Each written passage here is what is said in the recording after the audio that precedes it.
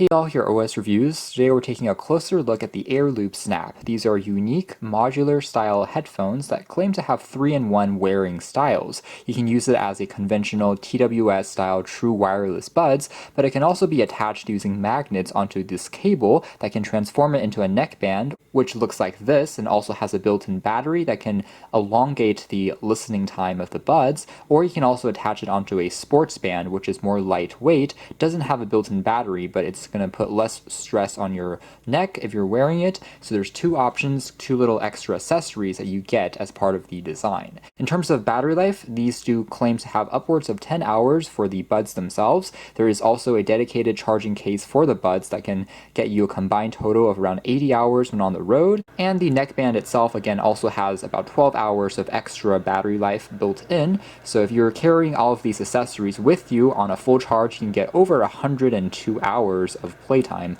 Other specs include 6mm dynamic drivers, as well as using Qualcomm's chipset on here, so it supports codecs like AptX, SBC, and AAC, and they're also rated to be IPX7 waterproof, so you should be able to use these even if you're going to the gym, if it's raining outside. Finally, I'll mention they also have a auto in-ear detection function, so they will know if you've popped them in or popped them out, and the music will automatically pause when you remove them. And here's what we get on the inside. So as aforementioned, we do get the TWS style detached. There's also the battery case.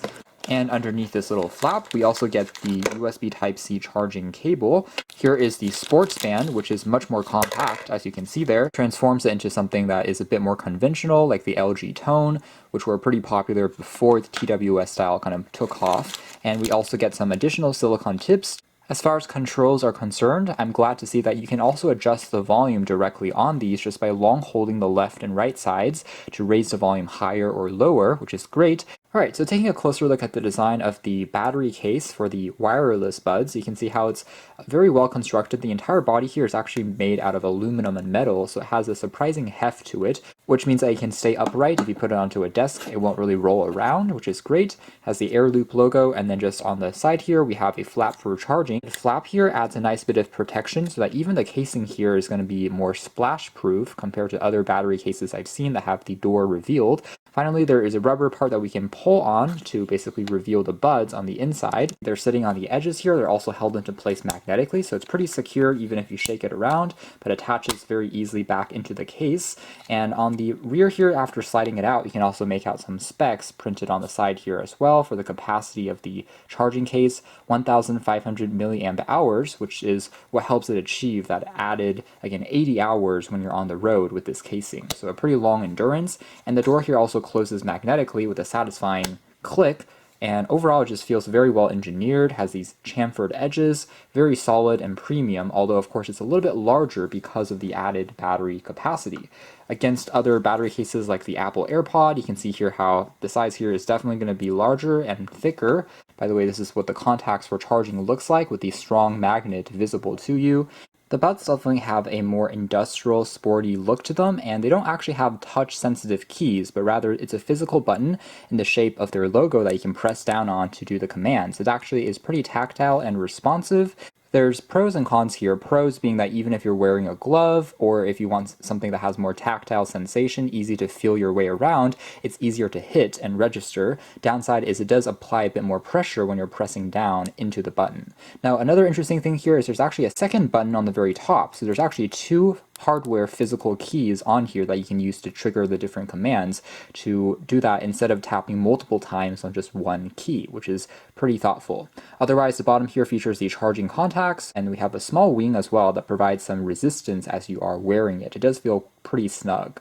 Although I will say, because of the added contacts as well as the pretty long battery life even on the TWS buds, again lasting you over 10 hours per charge, the size of the buds is going to be a little bit larger. That you can see here side by side with the regular Apple AirPod. It's going to be a little bit thicker there, and then here they are with the Redmi AirDots.